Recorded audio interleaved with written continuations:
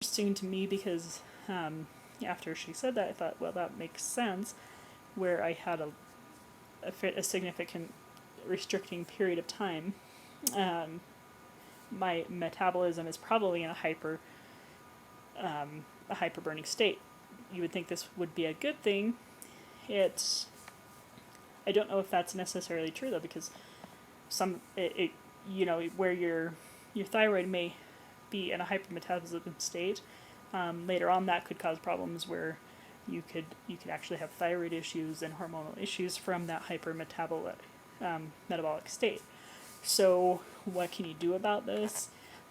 Basically, the best thing that you can do is to get on a consistent maintenance diet, and it's very difficult when you're in a restriction state, because your cognitions and your brain is affected by the starvation, and then you have the eating disorder on top of that. Okay, so that's difficult. But once people get to a place where they are at a stable weight, your cognition will actually improve. And so it's a matter of, there's a period of time where you need close medical monitoring and intervention, because even though it's hard to believe this, okay, if you're currently in this state, trust me, I know, I've been there, it's hard to believe that you are distorted. You think, I'm not that distorted, I'm mostly normal, I just have this little problem. If I lose a little bit more weight, then I'll recover. If and when. And it's never now, it's when I lose weight or when I reach this size. The problem is especially if you're eating disordered, in all likelihood, you're not going to get to that size and be happy. You're not going to get to that size and then suddenly, okay, I'm done with my eating disorder. It doesn't work that way. Eating disorders they're complex, and it affects you at a different level. So it's not going to happen. Your cognitions are compromised. So you're going to have to trust me on that, even if you think I'm crazy, because I was there, okay? And I thought people were crazy. I thought people wanted to make me fat. I thought, I knew that there wasn't something quite right, but I thought I had it mostly together.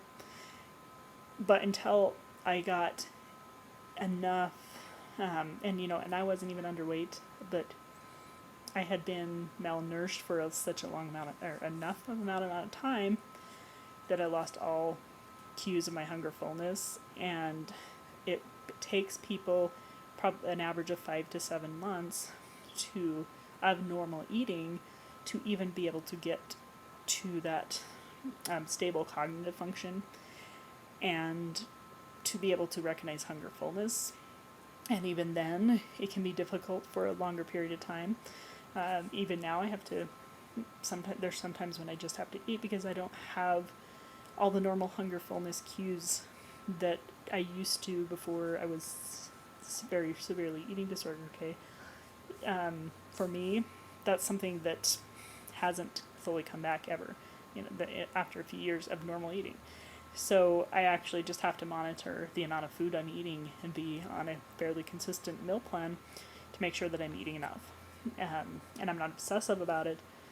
I use that kind of as a guideline, but if I don't follow it, I actually have a tendency to restrict without realizing it, because I feel like, I don't feel hungry.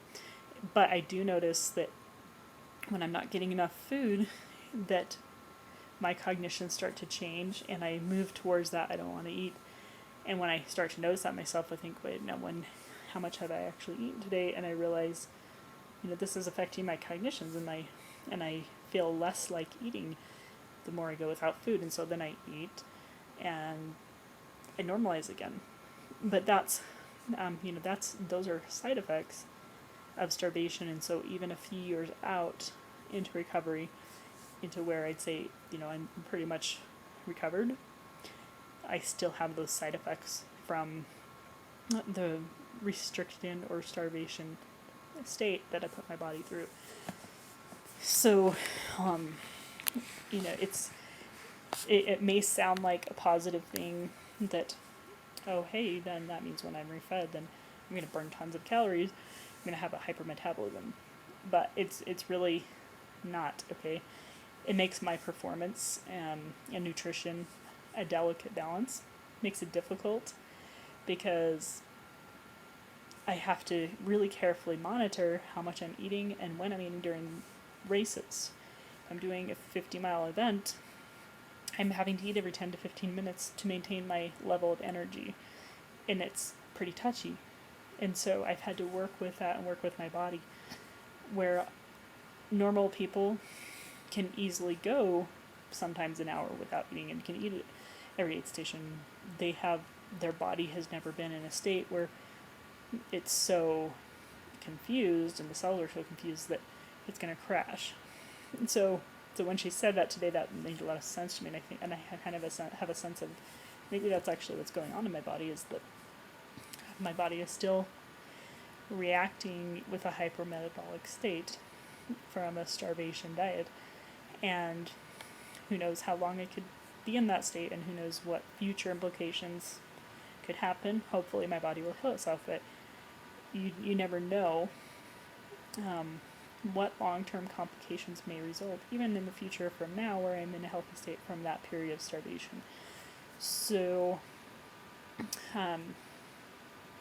if you do have, especially if you're at a low BMI or at a very low weight, I would urge you to find a specialized team and find a specialist that especially knows about anorexia and refeeding syndrome, and to get help as soon as possible, because the sooner you can get intervention and help, the less effects that you will have of that long-term starvation. And there's a lot more side effects than even I've gone into today. Amenorrhea, for one thing, is an indication that your hormones are being affected, and a lot of people think that's great, I don't have to have my period. Well, it's really not great, even if you think here and now that, yeah, I don't have to deal with my period. What you don't see is that your bones are losing density, that your brain's being damaged, that your whole endocrine system and which means your reproductive organs, which control a lot of hormones, your thyroid, your thymus, and your pancreas are being affected, and you're putting yourself at risk for osteoporosis. If you develop osteoporosis at 30 or 40 years old, you're talking about stress fractures, and about, maybe even after long term, you're recovered, you're at such a low bone density that it's hard to exercise, even though exercise is actually one of the treatments for osteoporosis, because it helps to rebuild rebuild bone density. But if you're but it's kind of a delicate balance, because if you're such a low bone density, there's some things that you can do to rebuild it up to a certain point and up to a certain age, and there's some things that you can do to keep it from getting worse. But if it's already bad, then you're definitely at risk for more stress factors, and that may affect your ability to handle exercises that you might want to do in the future. And then diabetes, hypoglycemia, thyroid issues, even if you have hyperthyroidism, that can turn to hypothyroidism, so low metabolism later. It's just, there's a lot of long-term effects. The cognitive, you may experience permanent brain damage. So I would encourage you to get help as soon as possible, and just understanding that how these side effects have a long-term effect, and that's just the physical, mostly the physical side effects.